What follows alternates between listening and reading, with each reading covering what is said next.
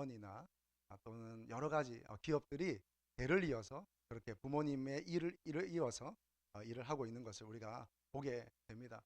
특별히 이제 맛있게 음식하는 이 음식점들 제가 보니까 너무 귀하더라고요. 그래서 제가 채집씨한테 물어봤습니다. 이렇게 대를 이어서 하는 음식점들의 특징이 뭐야? 라고 이렇게 제가 물으니까 네 가지로 정리해 주더라고요. 첫 번째는 한결같은 맛과 전통의 방식이었습니다. 그러니까 한결같은이란 단어에 제가 좀 집중되었습니다. 한결같은. 그러니까 뭐 자녀 세대나 손자 세대가 내가 더 잘할 수 있어, 내가 더 좋은 맛 낼 수 있어 이러면서 뭐 막 바꿔보려고 하지 않고 그 전통의 맛을 끊임없이 꾸준히 이어갔다는 것, 그것이 아마 비결이었고요. 두 번째는 고집스러운 식재료 선정이라고 합니다. 고집스러운 식재료 하나를 선정해도 고집스럽게 신선하고 깨끗하고 좋은 재료들, 그런 재료를 통해서 고객들에게, 손님들에게 제공하고자 하는 그런 마음, 자세, 이런 것들이 아마 그 유업을 잘 이어가는 비결이었다, 그렇게 보여집니다. 세 번째는 정성이 담긴 반찬과 메뉴랍니다. 정성이. 여러분 맛집이라는 데를 가보면요, 뭐 설렁탕집, 곰탕집 이런 데 가보면요, 사실 반찬이 몇 개 없어요. 한 두 가지, 한 두세 가지 이렇게 나오는데 그 반찬들이 굉장히 정갈해요. 그리고 맛이 독특하고 특별히 자기들만의 어떤 소스를 써서 이렇게 맛있게 내어놓습니다. 예, 누구든지 손이 더 가게 되는 그런 반찬들이죠. 그러니까 비결은 정성인 것 같습니다. 정성을 다해서 내어놓는 것, 그것이 비결인 것 같고요. 네 번째는 세월의 흔적과 스토리랍니다. 세월의 흔적과 스토리.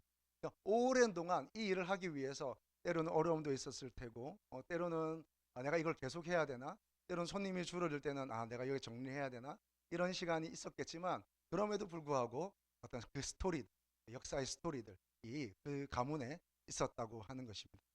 이렇게 이제 보니까 이건 진짜 신앙이다. 신앙생활도 이와 같다라는 생각이 제가 들었습니다. 뭐냐면 신앙도 그렇잖아요, 여러분. 신앙이라는 것이 그냥 어느 순간 나에게 갑자기 숙한이 들어오는 게 아니라 반드시 그 신앙을 전달해 준 사람이 있어요. 그 신앙을 나에게 전속해 준 분이 계세요. 부모님일 수 있고요.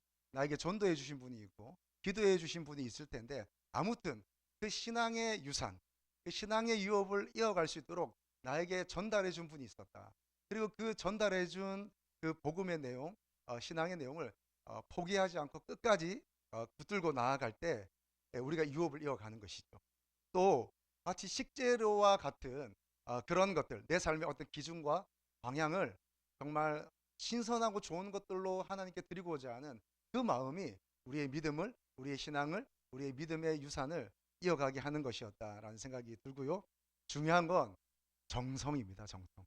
하나님 향해서 그 정갈한 반찬 몇 개 내어놓는 것처럼 정성을 다해서 하는 것, 그것이 우리의 신앙을 계속 이어가게 한다. 그런 삶의 태도와 방향들, 최선의 것을 하나님께 드리고자 하는 그 마음들이 우리의 삶을 이어가게 한다 하는 것이었습니다. 예. 또 하나, 이 오랜 세월의 스토리가 있어야 하는 것처럼 하나님과의 어떤 이야기들, 스토리, 이런 것들이 우리의 신앙을, 또 우리의 신앙의 과정들을 자녀들에게 이어가게 하는 것이죠. 자녀는 부모의 등을 보고 자란다 그러잖아요. 그러니까 부모님이 신앙은 있는데, 그래서 교회는 잘 다니는데 어떤 신앙의 모습을 자녀에게 보여주지 못하면 자녀에게 효과가 없잖아요. 자녀에게 능력이 되지 않잖아요. 그런 것처럼 내가 하나님 향한 최선의 삶과 그 정성과 이런 것들, 태도들, 그리고 하나님과 나만의 그 이야기와 스토리들, 이런 것들이 자녀에게 들려질 때 신앙은 그런 것이구나, 또 믿는다는 건 그런 것이구나 하고 자녀들이 알게 되죠. 너 교회 빠지지 말고 가야 돼. 너 예배 시간 잘 지켜야 돼. 너 헌금 빼먹으면 안 돼. 뭐 PC방 가면 안 돼. 이렇게 잔소리하듯이 하는 것만으로는 자녀들이 그 신앙의 유업을 잘 이어받을 수가 없습니다. 그래서 부모가 잘 보여주는 것, 그런 것들이 세월의 하나님과의 대화와 스토리들이 자녀들로 하여금 믿음 가운데 더 서게 하는 것이다 하는 생각을 했습니다. 여러분 오늘 우리 귀한 어머니들, 권사님들 너무 축하하고 축복했는데, 그럼 권사님들 다시 한번 축복합니다. 네, 감사합니다. 부모님으로부터 물려받은 우리 믿음의 유산이 있습니다. 혹은 자녀가 먼저 신앙생활을 했다 할지라도 이 부모의 마음이라는 것은 나중된 자가 먼저 되는 것처럼, 꼭 부모님이 나중에 신앙생활을 했다고 할지라도 그 부모님의 자녀를 향한 그 신앙과 또 그 삶에 대한 애타는 마음은 기도하게 만들죠. 예, 하나님께 자녀를 올려드릴 수밖에 없게 만듭니다. 그리고 그 자녀가 혹 부모가 더 나중에 신앙생활을 했다 할지라도 그 자녀가 하나님 앞에 살도록 본을 보여주고 기도하고 또 그렇게 안내하고 하는 것은 모든 부모의 마음이라고 생각을 합니다. 이것이 믿음의 유산인 줄로 믿습니다. 그럼 저와 여러분에게는 이런 믿음의 유산이 있어요. 할렐루야. 한번 따라 하실까요? 나에게는 믿음의 유산이 있다. 우리 옆 사람과 인사하겠습니다. 좋으시죠? 네, 믿음의 유산이 있습니다. 여러분 다 좋으시죠? 얼마나 감사한지 모르겠습니다. 저도 우리 어머니로부터 받은 믿음의 유산이 있습니다. 물론 하나님을 경외하는 그 신앙, 그 하나님을 경외하는 믿음, 마음뿐만 아니라 어떤 제가 신앙하는 어떤 스타일들을 보니까 저희 어머니로부터 왔더라고요. 성령에 대한 어떤 내 어떤 마음과 열림과 또 하나님을 경외하는 것, 또 사역하는 스타일 이런 것들을 보니까 어머니께로부터 많이 왔더라고요. 어떤 그 중심을 지키는 것, 조금 더 돌격 앞으로 하는 그런 마음들도 보니까 어머니부터 왔더라고요. 예. 그래서 어머니부터 받은 것들이 있습니다. 자, 여러분 이렇게 보니까 믿음의 유산이 다 있어요. 그런데 믿음의 유산이 있는가 하면 믿음의 유업이라는 것이 있습니다. 유산과 유업은 비슷한데 차이가 있습니다. 일반적으로 이런 말씀을 드리면 유산이란 부모 또는 조상으로부터 물려받은 재산이라고 말할 수 있습니다. 그런데 유업은 부모 또는 조상으로부터 이어받은 어떤 업적, 가치, 가업, 직업 이런 것들이 바로 유업이라고 할 수 있겠습니다. 그러니까 유산이라는 것은 소유하는 것이라고 말한다면 유업이란 이어가는 것이라고 말할 수 있습니다. 여러분 유산이란 경제적 혜택이라고 말한다면 유업이란 가치, 전통 또는 그 전통의 계승 이런 것들이 바로 유업이 되겠습니다. 건물을 물려받았다면 할렐루야 받은 건물이 있기를 바랍니다. 예, 건물을 물려받았다면 그것은 유산이 되겠지요. 그러나 부모님의 어떤 직업이나 가업을 이어간다면 그것은 유업이 될 것입니다. 가정에 있는 어떤 가치관들 그것들을 이어간다면 그것은 유업이 될 것입니다. 믿음도 마찬가지입니다. 믿음 안에도 유산이 있는가 하면 유업이 있습니다. 사실 성경에서는 이 유산과 유업이 혼재되어 있습니다. 때로는 믿음의 유산이라고 말했다가 때로는 믿음의 유업이라고 말했다가 하늘나라의 유산이라고 말했다가 유업이라고 혼재되어 있습니다. 그러나 그럼에도 불구하고 우리가 유산과 유업을 따로 나누어서 생각할 수가 있습니다. 그러면 실제적으로도 믿음의 유산과 믿음의 유업을 성경에서는 이렇게 막 섞어서 얘기하거든요. 사실 유산과 유업을 딱 잘라 말할 수는 없습니다.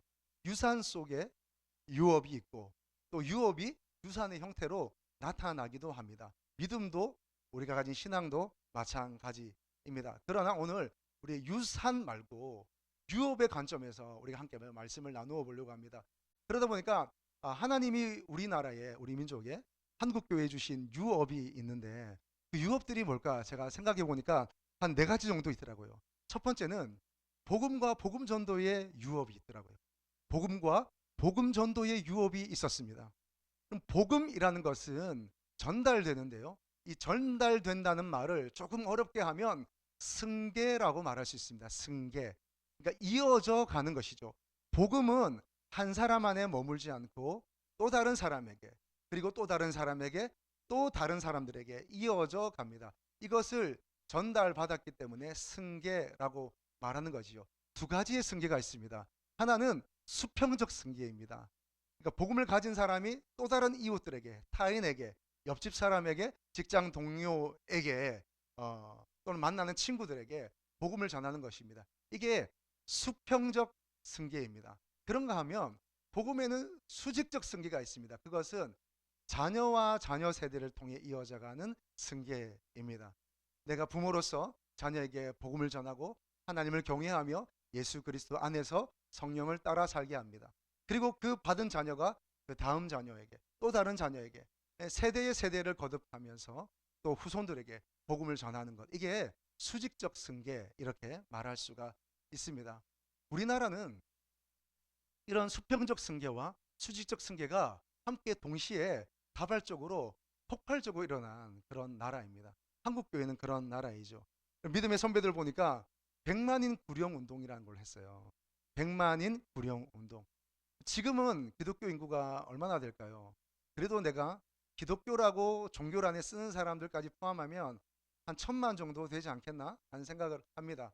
그런데 순수하게 교회를 다니는 사람들, 정말 믿음 있는 사람들은 훨씬 더 적은 숫자를 보이겠습니다만은, 그렇게 하더라도 정말 적어도 한 달에 3번 이상은 교회 가고 그리고 믿음 생활을 유지하는 사람들로 봤을 때 한 500만 정도 될까요? 예, 한 600만 정도 될까요? 정확한 숫자는 잘 모르겠습니다. 아무튼 지금 우리가 믿음 안에 있다고 말하는 사람들이 500만에서 600만, 좀 많이 잡으면 한 700만 정도 됩니다. 그런데 그 수도 안 되어서 100만인을 예수 믿게 하겠다고 운동을 펼친 적이 있었습니다.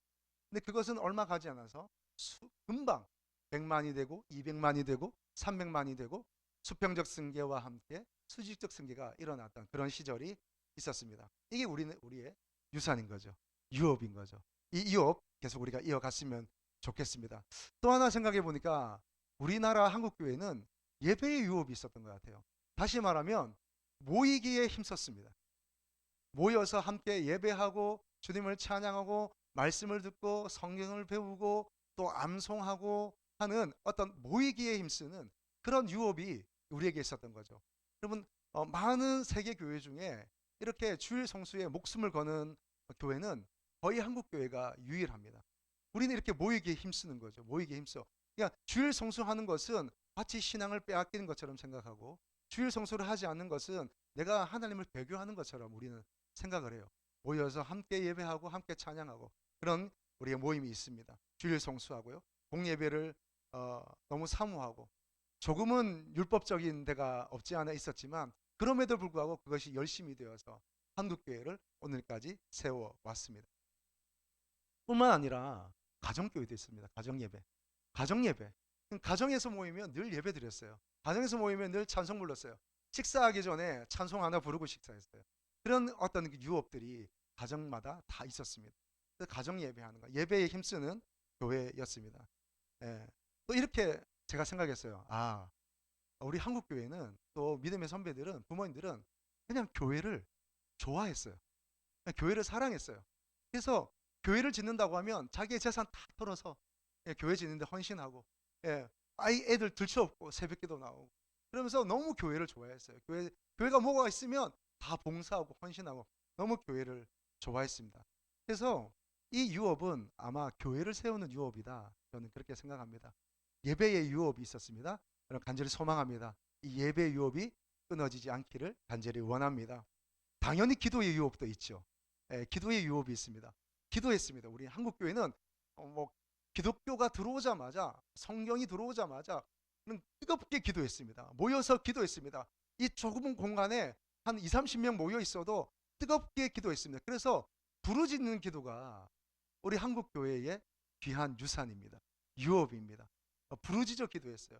요즘은 좀 기도가 너무 젠틀해진 것 같아요. 너무 옆 사람 눈치 보고 또 너무 얌전하게 기도하고, 이런 기도가 좀 변형된 것 같아요. 모르겠습니다. 저는 아쉬움이 많습니다. 좀 부르짖어서 기도해서 주여 하고 기도해야 되는데 우리도 너무 눈치 보는 것 같아요. 분명히 지금 앞에서 찬양 인도자는 우리 목놓아 부르짖어 기도하겠습니다. 이게 뭔가 아쉬운 것 같아요. 막 소리 질러도 되는데, 누가 뭐라 하는 사람도 없는데, 옆에 학원도 다 쉬고 있는데 그냥 주여 하고 부르짖어야 되는데 이걸 너무 남 눈치 보는 것 같아요. 근데 여러분, 분명한 것은 이 부르짖는 기도가 우리 한국교회의 유업이었다는 사실입니다. 지금도 이어지고 있다는 사실입니다. 다른 사람 어찌든지, 다른 교회 어찌든지, 여러분, 우리 교회는 이 부르짖는 기도의 유업을 이어가기를 축복합니다. 할렐루야. 목이 좀 쉬어야 돼요. 여러분, 저도 지금 목이 쉬어 있잖아요. 금요일 날 샤우팅하고, 어제도 설교 준비 끝나고 나서 여기서 한 집사님과 함께 2, 30분 동안 주여 소리 질러서 기도하니까 목이 가버렸어요. 여러분, 듣기에는 좀 불편하실지 모르지만 성령께서 충만히 역사하신 줄로 믿습니다. 부흥 강사가 따로 없죠. 할렐루야. 여러분, 목이 쉬어도 괜찮습니다. 목소리 듣는 거 얼마나 점잖은 목소리로 설교하고 해야겠습니까? 여러분, 쉰 목소리가 되기를 축복합니다. 하나님 그 기도를 들으시는 거예요. 그 마음을 보시는 거죠. 그 열정 받으실 줄로 믿습니다. 여러분, 제가 요즘 새벽기도 마치면 집에 가서 좀 씻고 와서 2시간 동안 소리치며 기도합니다. 선포하면서 기도하고요. 하나는 방언으로 기도합니다. 선포하면서 기도하고 하나는 방언으로 기도. 2시간 동안 여기서 뱅뱅뱅뱅 돌면서 소리쳐서 기도합니다. 아무도 방해하는 사람이 없습니다. 저는 믿습니다. 하나님이 그 2시간 동안 소리쳐 기도하는 가운데 주님 역사하실 줄 믿습니다. 돌파가 일어나고요. 문제들이 해결되고요. 하나님의 영광이 우리 그 교회 가운데 임할 줄로 믿습니다. 여러저런 어려움들이 있겠지만 하나님이 역사하셔서 타개하게 하실 줄로 믿습니다. 할렐루야. 여러분, 또 한 가지 있어요. 선교의 유업이 있어요. 선교의 유업. 하나님은 우리를 통해서 복음이 전달되는 귀한 유업을 우리에게 주셨습니다. 여러분, 전도, 선교 이런 단어 들을 때마다 어떻게 생각하세요? 마음이 좀 부담이 되세요? 예? 어우, 그거 하려면 진짜 시간 내야 되고 부끄러움도 이겨야 되고 막 그렇게 생각하세요? 여러분, 사실 그렇지 않습니다. 이 귀한 생명이 전달되는 일에 하나님이 우리를 초청하여 주셨습니다. 하나님이 우리의 전도에 이런 것들을 꼭 사용하셔야만 복음이 전달되게 하실까요? 아니요. 하나님은 능력이 많으셔서 우리가 아니어도 충분히 많은 이들에게 복음이 전달되도록 할 수 있습니다. 그런데 하나님이 정하셨어요. 하나님이 사람을 통해서 복음이 전달되게 하리라. 여러분, 오해하지 마십시오. 지금도 이란이나 이런 무슬림 지역에 많은 그 젊은이들에게 꿈의 환상을 통하여서 예수님이 나타나요. 그들은 알아요. 왜냐하면 그들의 꿀 안에도 예수님이 있거든요. 예수가 있거든요. 다만 그들에게 예수는 선지자일 뿐인 거예요. 우리가 믿는 것처럼 구원자가 아닌 거예요. 근데 꿀 안에 그 예수가 있으니까 딱 보면 환상이나 꿈에서 나타난 이를 바라보고 예수님인 줄 알아요. 그런데요, 그렇다고 그들에게 복음이 들어가지는 않아요. 그들이 그 무슬림으로부터 헛되고 억압된 그 헛된 종교로부터 떠나올 수 있는 중요한 계기는 되지만 그들이 그리스로 넘어가고 유럽으로 넘어가서 그들이 복음을 들어야 됩니다. 복음을 듣게 돼요. 그럴 때에 참된 복음을 받아들이게 되죠. 그리고 그 복음을 통해서 하나님을 더 깊이 만나게 됩니다. 제가 지금 무슨 말씀 드릴까요? 여러분, 하나님은 결정하셨어요. 사람을 통하여 복음이 전달되게 하리라. 오늘 우리를 통하여 복음이 전달되도록 하나님이 이 귀한 일에, 이 귀한 업적에 우리를 초청하여 주셨다는 사실입니다. 여러분, 제가 통계를 보니까 한국 세계선교협의회가 있는데요. 거기서 낸 통계 자료를 보니까 이런 1800년대 말에 선교사님들 우리나라에 들어오셨어요. 알렌부터 시작해서 뭐 호른이라든지, 그리고 우리가 잘 알고 있는 아펜젤러, 언더우드 이런 선교사님들이 우리나라에 들어왔습니다. 그게 1800년대 말입니다. 그런데 지금 시간이 지난 이후에 여러분, 우리나라가 세계에 몇 개 나라의 복음 선교사를 파송한 자, 이 선교사는 장기 선교사만 파악한 겁니다. 뭐 단기 선교사, 선교 탐방 이런 거 다 빼고요. 장기 선교사만 171개국에 보냈습니다. 한국이 1800년대 이제 몇 명의 선교사가 들어와서 교회가 겨우겨우 세워지기 시작한 그때를 지나 지금 우리가 살고 있는 이 시대에 171개국에 선교사가 나가 있습니다. 몇 명이 나가 있을까요? 21,621명의 장기 선교사가 나가 있습니다. 2024년 기준입니다. 여러분, 이 일들이 우리를 통해서 일어나는 거죠. 여러분, 우리가 세계 선교의 선교사 파송 몇 위일까요? 2위입니다. 2위. 예. 미국이 1위고요. 아마 인해 전술인 것 같습니다. 사람이 많으니까 사람을 많이 보내는 것 같아요. 그런데 이제 인원은 그렇다 치지만 우리나라가 2위인데 최근 자료에 의하면 브라질이 2위로 부상했다는 연구조사도 있습니다. 까딱하면 우리 2위의 자리를 빼앗기게 생겼습니다. 여러분, 이 선교의 가업이, 선교의 유업이 우리에게 계속해서 펼쳐나가기를 바랍니다. 선교단체는요, 총 228개의 선교단체가 한국 교회 안에 있습니다. 여러분, 이렇게 선교의 유업이 정말 이 척박한 땅에 두 끼 제대로 먹지 못하던 이 나라에 이 계층의 제도, 이것을 벗어나지 못하던 우리나라가 이제는 자유를 누리며 행복해하며 복음이 전파되어서 수많은 곳의 선교사들을, 수많은 곳에 복음을 전하는 이런 유업을 이어받는 나라가 되었습니다. 여러분, 이 유업을 계속해서 이어가는 우리 레드교회 모든 성도 되기를 주님의 이름으로 축복합니다. 자, 이 유업을 이어가기 위해서 우리가 반드시 붙들어야 될 것들이 있습니다. 세 가지만 나누겠습니다. 첫 번째는 하나님 아버지의 마음입니다. 하나님 아버지의 마음, 하나님의 계획, 하나님의 뜻이 우리에게 분명해야 합니다. 여러분이 분명하게 가지고 있는 것은 무엇입니까? 여러분 분명하게 붙들고 있는 가치는 무엇입니까? 뭐니 해도 머니가 최고다. 뭐 이런 가치관입니까? 아니면 건물 하나는 있어야지, 집 하나는 있어야지. 여러분 필요합니다. 그러나 그런 것을 넘어 오늘 하나님 아버지의 마음, 하나님 아버지의 계획, 하나님 아버지의 뜻이 나와 우리 가정과 교회와 이 시대 가운데 어떻게 펼쳐질 것인가 하는 그 질문과 그 애탐, 그것이 우리에게 있어야 됩니다. 그래야만 하나님이 한국교회에 주신 유업, 그리고 이 땅에 주신 유업들, 온 열방 가운데 주신 유업들을 우리가 이어갈 수가 있는 거예요. 여러분, 하나님 아버지의 마음이 우리에게 있어야 하겠습니다. 여러분, 20절 말씀, 오늘 우리 본문의 20절 말씀 같이 보겠습니다. 믿음으로 이삭은 장차 있을 일에 대하여 야곱과 에서에게 축복하였으며. 아멘. 그러면 이삭은 장차 있을 일에 대해서 야곱에 축복했다고 그렇게 했어요. 그러면 이삭은 관심이 있었습니다. 장차 있을 일. 장차 있을 일. 이 장차 있을 일이라는 말이 대표하는 것은 뭐냐? 하나님 아버지의 계획입니다. 하나님 아버지의 마음, 하나님 아버지의 뜻, 하나님 아버지의 그 어떤 데스티니, 이런 것이 바로 이삭 안에 있었던 거예요. 그래서 아브라함으로부터 받아서 그는 그 마음을 가지고 살다가 야곱에게 전달했습니다. 이 이후에 나오는 야곱은 또 그 자녀에게 요셉에게, 또 그리고 계속해서 야곱은 요셉에게 계속해서 전달해 가는 것이죠. 여러분, 구약에는 족장이 있어요. 족장은 저번에 우리 성경 공부하신 것처럼 족장은 몇 명입니까? 예, 구약의 창세기에 나오는 족장은 3명입니다. 예, 요셉은 족장이 아닙니다. 요셉은 족장의 역할을 했지만 사실 족장은 아닙니다. 왜냐하면 족장이라고 하는 것은 이스라엘을 대신할 수 있어야 돼요.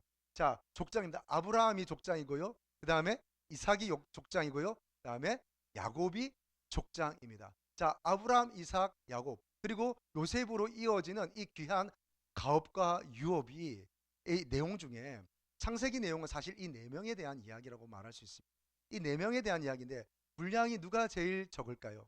예, 이삭이 분량이 제일 적어요. 그러면 이삭은 진짜 그냥 아무런 일 없이 그냥 조용히 태어났다가 그냥 모리아산에 한번 올라갔다가 그리고는 그냥 사라진 것 같은, 그냥 존재감이 없어요. 이삭은 이렇게 딱히 여러분 기억나는 게 있으세요? 모리아산에 그냥 번제단으로 올라갔던 거 외에는 이삭이 달리 없어요. 그냥 리브가를 아내로 맞았더라. 그거 외에는 달리 우리가 야곱처럼 기억하는 일들이 있다든지, 삼촌 라몬과의 사건이라든지 이런 게 없어요. 아브라함처럼 본토 친척 아비 집을 떠났다든지, 아내를 누이라고 했다든지, 이런 어떤 얘기들이 없어요. 하나님을 만나 하나님 음성을 듣고 자식을 주겠다고 약속을 받았다든지, 이런 스토리가 이삭에게는 별로 없어요. 그런데 이삭은 이렇게 존재감이 없지만 이삭이 한 중요한 일이 있습니다. 그것은 축복의 통로가 된 것입니다. 아브라함에서 끝나지 않고 야곱으로, 요셉으로, 그리고 또 12지파로 이어지는 이 귀한 하나님의 복, 하나님의 유업, 하나님의 축복의 씨앗이 죽지 않고 사라지지 않고 계속해서 이어지도록 하는 중요한 통로가 되었다는 것입니다. 이삭에게는 보세요. 장차 있을 일에 대하여 라고 말하는 것처럼 이삭에게는 존재감이 없어 보이지만 그냥 태어나서 잘 자라난 부잣집 아들 같은 느낌이 좀 없지 않아 있지만 이삭에게는 분명한 게 있었어요. 그것은 하나님 아버지의 마음이었습니다. 하나님 아버지의 계획, 하나님 아버지의 뜻, 나를 향한 하나님의 데스티니가 어떻게 풀어질 건가 하는 관심이 있었습니다. 그래서 어떻게 해요? 믿음으로 야곱에게 축복하였습니다. 할렐루야. 여러분, 오늘 믿음이 있으시기를 축복합니다. 그리고 그 믿음을 자기만 간직하지 않고 장차 있을 일, 하나님 아버지의 계획과 마음에 초점을 맞추고 자녀들을 축복하시기를 바랍니다. 자녀를 축복하며 그 하나님의 그 복의 씨앗을 여러분 잘 전달할 수 있기를 바랍니다. 자, 두 번째는요. 부모가 믿음의 유업 가운데 굳건히 서 있어야 합니다. 부모 세대가 믿음의 유업 가운데, 또 선진 세대가 믿음의 유업 가운데 서 있어야 됩니다. 전도를 한 내가 전도 받은 자를 향해서 여러분 굳건한 믿음 가운데 서 있어야 됩니다. 여러분 먼저 된 자가 결코 나중돼서는 안 된 겁니다. 나중된 자가 먼저 된 자 되는 건 너무 귀한 일이죠. 그러나 먼저 되었던 우리가 결코 나중되어서는 안 됩니다. 그래서 오늘 나를 통하여 복음이 전달되고 생명이 전달되는 것, 여러분 귀하게 여기고, 오늘 그것이 끊이지 않고 계속 전달되도록 중요한 것은 부모 세대가 믿음 안에서 굳건히 서 있어야 하는 것입니다. 어디에요? 유업 안에. 하나님께서 우리에게 주신 복음의 유업 안에, 예배의 유업 안에, 기도의 유업 안에, 선교의 유업 안에 우리가 서 있어야 합니다. 흔들리지 않고 견실하여 견고하여 주님이 오시는 그날까지 우리가 믿음으로 서 있어야 할 줄로 믿습니다. 그럴 때에 내 주변이 살아나는 거예요. 여러분 잊지 마세요. 내가 죽는 것은, 내가 시험 드는 것은 나 하나로 끝나지 않아요. 내 주변이 어려워진다는 것 잊지 마세요. 여러분 부모 세대가 믿음이 약해지고 흔들리고 견고하지 않으면 여러분 내 가정과 내 자녀들도 함께 어려워지는 거예요. 여러분 성경 말씀에 이런 말씀이 있어요. 내 안에, 가정 안에 자식은 화살통의 화살과 같다는 말씀이 있어요. 내 자녀는 화살통의 화살과 같다라는 말씀이 있어요. 여러분 전사가 활을 쏘며 전투할 때에 화살이 없으면 어떻게 되겠습니까? 활만 가지고 있으면 어떻게 되겠습니까? 당연히 백전백패죠. 그런데 자녀는 화살통에 있는 화살과 같아요. 그냥 승리이자 영광이자 그 전사의 힘과 같은 것입니다. 그럼 부모에게 자녀는 그런 것이죠. 때로는 속상해서 뱃속으로 다시 들어가라. 이런 마음이 강할 때도 있지만 저희 어머니도 가끔 그런 말씀 하셨거든요. 그냥 다시 들어가라. 다시 좀 들어가라. 뭐 그러셨는데 절대 들어가지 않았습니다. 굳건하게 저의 자리를 지키면서 다시 들어가지 않았습니다. 들어갈 수도 없습니다. 두 번째 모태에 어떻게 들어갑니까? 여러분 영으로 다시 태어날 수는 있어도 할 수 없는 일이죠. 자 그렇습니다. 그런데 부모에게 자녀는 영광일 수밖에 없습니다. 힘입니다. 여러분 아세요? 여러분 부모 세대 되어 보셔서 아시죠? 부모에게 자녀는 힘입니다. 오늘 내가 버틸 수 있고 내가 달려갈 수 있고 내가 뭔가를 할 수 있게 하는 이 힘이 물론 주님께로부터 오지만 현실적으로 자녀에게로부터 오는 것이 많아요. 예, 그 이면에, 그 배경에 하나님이 계신 거죠. 오늘 자녀가 나에게 힘이 됩니다. 자랑스럽고요. 자 그런데 지금 왜 이 화살 얘기를 하는가? 화살은 결코 혼자 앞으로 나갈 수 없습니다. 화살은 화살 스스로 그 화살통에서 나와서 화살 스스로 그 앞을 향하여, 목표를 향하여, 목적을 향하여 그냥 나아갈 수 없어요. 뭐가 필요합니까? 활 시위가 필요합니다. 활 자체가 필요한 것입니다. 자 그러면 활이 만약에 연약하고 활 시위가 연약하면 화살이 그 목적지를 향해서 나갈 수 있습니까? 나갈 수 없어요. 그래서 중요한 것은 화살도 중요하지만 활이 건강하고 분명하고 부러지지 않고 마음이 흔들리지 않고 견실하여서 견고하게 시험 들지 않고 서 있어야 하는 거예요. 그래야지 이 화살들이 앞으로 나가는 거예요. 여러분 부모 세대 되신 여러분 스스로의 가슴에 손을 얹고 축복하십니다. 나는 활입니다. 나는 건강한 활입니다. 나는 견고한 활입니다. 여러분 그렇습니다. 그렇게 내 자신을 견고하게 지켜날 때에 여러분 내 남편도 살 수 있고 내 아내도 살 수 있고 내 자녀도 살 수 있고 내가 복음 전도해서 오늘 믿음 안으로 이끌어낸 사람들이 살아나는 거예요. 살아나는 거예요. 여러분 견고한 활처럼 서 계시기를 주님의 이름으로 축복합니다. 자 보세요. 20절 21절의 말씀 보세요. 21절 말씀 같이 읽겠습니다. 21절 말씀. 믿음으로 야곱은 죽을 때 요셉의 각 아들에게 축복하고 그 지팡이 머리에 의지하여 경배하였으며.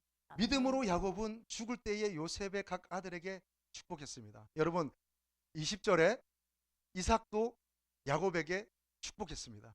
여러분 이 축복이 계속해서 이어져 나가고 여러분 그냥 교회 다니는 부모가 아니라 성경 읽는 부모가 아니라 축복하는 부모 되기를 바랍니다. 자녀들의 머리에 손을 얹고 자녀들의 어깨에 손을 얹고 자녀들이 아프면 그 아픈 곳에 손을 얹고 환부에 손을 얹고 그러면 축복하세요. 축복이 능력인 줄로 믿습니다. 축복하는 세대입니다. 자, 뿐만 아니라 야곱은 죽을 때에 보십시오. 야곱은 자신의 운명이 달리될 때까지, 죽을 때까지 그의 믿음과 견고함을, 하나님을 향한 신앙을 놓지 않았습니다. 아니요, 놓지 않을 뿐만 아니라 더 커져갔습니다. 주님을 향한 사랑, 주님을 향한 믿음, 주님을 향한 헌신들, 그 축복의 세대 가운데 내가 끝까지 붙드는 그 유업 안에 있음이 그는 약해지지 않았습니다. 여러분, 야곱은 죽을 때까지도 그 유업을 놓지 않았습니다. 그럼 부모가 견고해야 자녀들도 건강해질 수 있는 것입니다. 부모 세대의 건강함이 있기를 축복합니다. 자, 세 번째는요, 전 세대가 연합해야 됩니다. 전 세대가 연합해야 돼요. 전 세대가 연합하여 앞으로 나가야 됩니다. 온 교회가, 온 성도가 연합하여 앞으로 나아가야 합니다. 여러분, 마태복음 12장 25절의 말씀 같이 읽겠습니다. 예수께서 그들의 생각을 아시고 이르시되 스스로 분쟁하는 나라마다 황폐하여질 것이요 스스로 분쟁하는 동네 퍼지 못한. 스스로 분쟁하고 싸우는 나라 어떻게 되겠습니까? 여러분, 집안에 계속해서 언성이 높아요. 계속해서 짜증이 많아요. 그리고 자녀들이 부모님 말을 너무 듣지 않아요. 듣지 않는 것은 부모에 대한 대적하는 마음이 있는 거죠. 그러면 그 가정이 어떻게 설 수 있겠습니까? 아버지가 계속해서 무시돼요. 어머니도 무시하고 아내도 무시하고, 아버지가 어머니를 자녀들 보내서 계속 핀잔해요. 그러면 자녀들도 그 어머니를 좀 쉽게 생각하겠지요. 예, 힘이 생겼을 때에 어머니의 말을 들으려고 하겠습니까? 듣지 않겠지요. 마찬가지입니다. 그런 분쟁들, 부부 간의 다툼들 계속 있으면 어떻게 되겠습니까? 그리고 그 가정이 하나 될 수 있겠습니까? 하나님 나라를 향해서 달려갈 수 있겠습니까? 어떻게 예배하는 가정이 될 수 있겠으며 하나님의 영광이 머무는 가정, 주의 통치가 있는 가정이 될 수가 있겠습니까? 분쟁하는 나라마다 설 수 없고요, 분쟁하는 가정마다 설 수 없습니다. 교회도 마찬가지입니다. 교회도 우리가 연합해서 성도들이 한마음 돼서 앞을 향하여 함께 나아갈 때, 여러분, 하나님께서 우리 교회에 주신 유업들을 이루어갈 수 있을 줄로 믿습니다. 사도 바울은 고린도전서에 이런 말을 했어요. 교회를 향해 이렇게 얘기했어요. 그리스도 이름으로 같은 말을 하고 분쟁이 없이, 그리고 같은 마음과 같은 뜻으로 온전히 합하라. 온전히 합하라. 같은 마음, 온전히 합하라고 그랬어요. 그래 교회가 되는 거예요. 여러분, 교회가 교회 되는 귀한 비밀이 뭔지 아세요? 그것은 합하는 거예요. 한 마음이 되는 것입니다. 연합하는 것입니다. 여러 가지 생각들과 자기의 경험들이 있겠지만, 그런 것들을 예수 그리스도 앞에 자신의 삶을 정렬할 때 우리는 교회가 될 수 있는 것입니다. 여러분, 한두 가지만 나누고 말씀 마치려고 하는데요. 제가 이전에 어떤 그룹과 함께 세문안 교회에 간 적이 있습니다. 한국 교회의 장자교회 같은 세문안 교회, 세문 안에 있다고 해서 세문안 교회이잖아요. 언더우드 선교사가 세운 교회입니다. 이 교회에 갔는데 한 장로님이, 그분이 대한성소공회 진흥국장으로 계시다가 은퇴하셨어요. 예, 그분이 이제 뭐 여러 가지를 소개하시는데요. 예, 그분 성이 서씨였어요. 예, 서 장로님이 한국 교회의 성경의 역사와 또 세문안 교회를 이렇게 여러 가지로 소개하시는데요. 저는 생각했어요.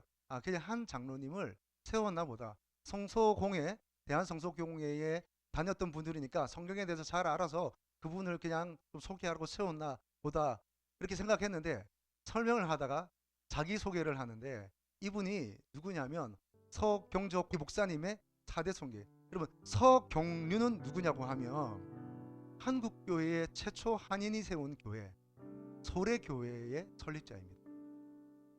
이분이 예전에 자기가 만주를 오가면서 인산 장사를 했어요. 근데 장사를 하다가 몸이 아파진 거예요. 몸이 아파서 이렇게 있다 보니까 한 선교사를 만나게 됐어요. 존 로스라는 선교사를 만나게. 이 존 로스 선교사가 서양 의학으로 그 병을 치료될 수 있도록 안내해 줬어요. 여러분, 그때의 서양 의학은요, 아무 평민이나 서민이나 그렇게 할 수 없는 거예요. 여러분, 천민이나 백정은 여러분 병원 근처에도 갈 수 없어요. 그런 시대에 서양 선교사를 통해서, 여러분, 그 서양 의술을 통해서 회복되었으니까 얼마나 고맙겠습니까? 내가 당신을 위해서 해줄 수 있는 게 뭐냐라고 얘기했더니 보니까 이 서상륜 씨가 한문과 한글을 잘 알아요. 한글을 너무 잘 알아요. 그래서 이분을 통해서 이제 성경을 번역하기 시작했습니다. 뿐만 아니라 많은 선교사들이 이제 들어올 텐데 그들이 참고할 수 있는 어떤 그 단어집 같은 것들을 만들어내기 시작했어요. 무슨 말로 되어 있을까요? 함경도 말로 되어 있습니다. 예, 보시라요 이런 걸로 되어 있습니다. 예, 이렇게 번역하는 이제 그 책을 성경을 이북말로 다 번역을 하게 되었습니다. 이분이 서상륜 씨입니다. 그리고 이분이 이 쪽복음 같은 것을 가지고 들어와서 그때는 권서인이라고 그러죠. 성경을 나누어주고 쪽복음을 나누어주고 팔복이나 주기도문 같은 것들을 나누어주면서 그것들을 통해서 복음을 전하는 거죠. 그러다가 한 곳에 그 함경도 그 소래의 지역에 복음을 전하다가 안 하는 애들을 만나게 됩니다. 그리고 종이를 전해줍니다. 그때는 뭐 글을 알아도 몰라도 종이 자체가 귀했기 때문에 종이니까 얼른 받아들였어요. 그래서 고구마 몇 개 주고 이렇게 좀 이제 물물교환했던 그 시대에 그 글을 보니까 너무 좋은 글이었던 거예요. 그리고 당신이 올 때마다 이 글을 좀 설명해 줄 수 없겠냐. 그래서 그 글들을 설명해주고 또 다른 책들을 가져와서 전달해주고 하다 보니까 이 서상륜 씨가 살고 있는 이 집에서 모여서 예배가 시작되었습니다. 그것이 한국 최초의 한인이 세운 교회 소래교회입니다. 선교사들도 들어오기 전에 세워진 교회입니다. 그 서상륜 그 동생 서경조가 복음을 받고 목사가 됩니다. 그 서경조 목사님의 4대 손인 장로님이 그것을 전달하는 거예요. 제가 정말 몸에 소름이 돋았어요. 이렇게 믿음의 유업을 이어가는구나. 그 4대가 이제는 대한성소공회에 들어가서 내가 이 성경을 번역하고 성경을 반포한 일들을 계속해서 이어가는 것, 목사가 아니어도 어떤 선교사가 아니어도 하나님 나라의 일을 위해서 계속해서 대를 이어서 가는 것들, 정말 우리가 본받으며 사모하며 우리가 붙들고 나가야 만한 그런 일이다 제가 생각을 했습니다. 여러분, 얼마나 귀한 일입니까? 사랑하는 여러분, 오늘 하나님은 한 사람을 찾고 계십니다. 한 가정을 찾고 계십니다. 하나님 나라의 유업을 이어갈 자, 하나님 나라를 이어갈 자, 하나님의 귀한 사업들을 이어갈 자, 여러분 축복합니다. 저와 여러분이 되기를 바랍니다. 우리 교회가 되기를 바랍니다. 여러분의 가정이 되기를 주님의 이름으로 축복합니다.